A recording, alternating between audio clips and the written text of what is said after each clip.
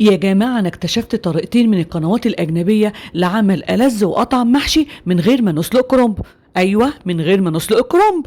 احنا ضاع عمرنا واحنا كنا بنعمل المحشي غلط، واتضح ان مش بس السلق هو اللي بيطري الورقة، لا ده فيه طرق تانية بديلة أقصر وأسهل لتطرية الورقة وإن هي تكون سهلة في اللف. جربوها وهتدعولي.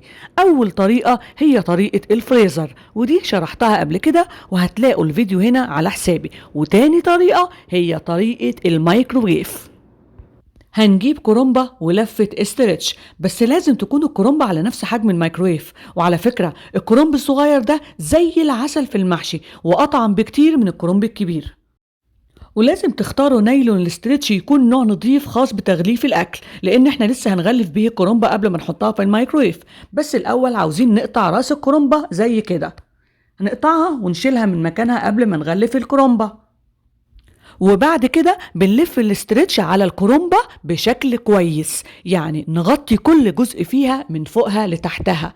لفوها يا جماعة لف كويس كذا مرة وأكتر من مرة، وبعدين بنحطها في طبق عشان ندخلها الميكرويف. هناخد الطبق زي ما هو كده ونفتح الميكرويف ندخل فيها الكرومبة. وبعد كده بنظبط التوقيت على 5 دقايق بالظبط. وبعد ال5 دقايق بنفتح بنشوفها إذا كانت تمام أوكي، وإذا كانت لأ بنزود المدة، لأن مش كل الميكروفات زي بعض. أنا عن نفسي أنا شخصيا الميكرويف بتاعي بعد 5 دقايق طلعها مظبوطة. في أنواع تانية من الميكرويف بتحتاج 10 دقايق، فده بيعتمد على النوع اللي عندكم. أنا جيت هنا فتحت بعد نص المدة، قلت يمكن تكون تستوي بعد دقيقتين ولا حاجة، بس لقيتها يعتبر مش يعني جامدة وطرية من تحت، يعني بدأت اهي. فكنت عندي امل انها تستوي قبل ال5 دقايق وقلت اجرب، بس للأسف هرجعها تاني واستنى ال5 دقايق بتوعي احسن. دلوقتي كده ال5 دقايق عدوا، عاوزة اشوف بقى يا ترى اخبارها ايه. اهي طرية، في فرق طبعا بينها وبين اللي قبلها زي ما انتوا شايفين البخار معبيها خالص.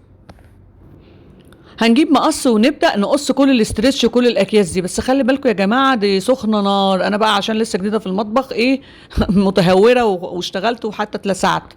هتلاقوها بصوا ما شاء الله طرية وجميلة وزي العسل أهي، دايبة دايبة دايبة وبتتفتح لوحدها، ولا أي مجهود، ولا واقفة على البوتاجاز، ولا سليق، ولا نار، ولا الواحد يقف يتذنب على رجله. بصوا ما شاء الله اهي على الاكل، يعني الواحد نفسه ياكلها دلوقتي بصراحه. هنبتدي بقى بعد كده نشطف الورق واحنا بنفصله عن بعض بميه بارده. شايفين قد ايه الورقه طريه وتتحرك شمال ويمين؟ شوفوا الجمال والطراوه يا جماعه. ولسه كمان في مرحله التسويه هتلاقوه زي العسل، ولا هو مجلد ولا حاجه. بالنسبه للناس اللي بتخاف انه يبقى مجلد عشان ما تسلقش، لا يا جماعه ما تخافوش، انا جربته وعملته على ضمانتي. على فكره الكرنب هنا في امريكا ناشف قوي، فموضوع الميكرويف ده سحر بالنسبه لي. 3 مميزات في طريقه الميكرويف دي.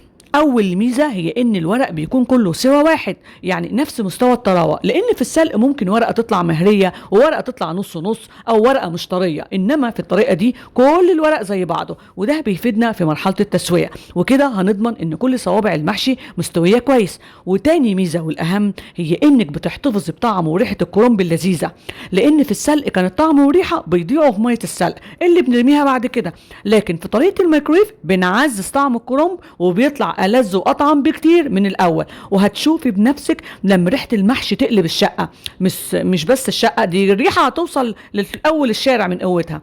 الميزة الثالثة بقى هي توفير الوقت والجهد، لأن السلق كان بيحتاج إنك تفضلي واقفة جنب الحلة وحرارة البوتاجاز طالعة عليكي ومتذنبة علشان تاخدي بالك من الورق وتلحقي تطلعيه قبل ما يتهري أو يدوب. وأوقات تطلعي الورقة مظبوطة وكل حاجة، بس مجرد ما تحطيها على جنب بتلاقيها دابت من البخار اللي هي طالعة بيه علشان ملحقتيش تشطفيها بمية باردة. وطبعا الورق الدايب بيتقطع في اللف وبيغلبك، يعني دوشه ووجع دماغ. علشان كده انت هتدعيلي لما تعملي طريقه الفريزر او طريقه الميكرويف. وعمار يا مصر كان الورق ده بيتباع جاهز ومتقطع على اللف، انما هنا في امريكا بقى معانا ربنا بالعافيه لما بنلاقي الكرنب. والسلام عليكم ورحمه الله وبركاته.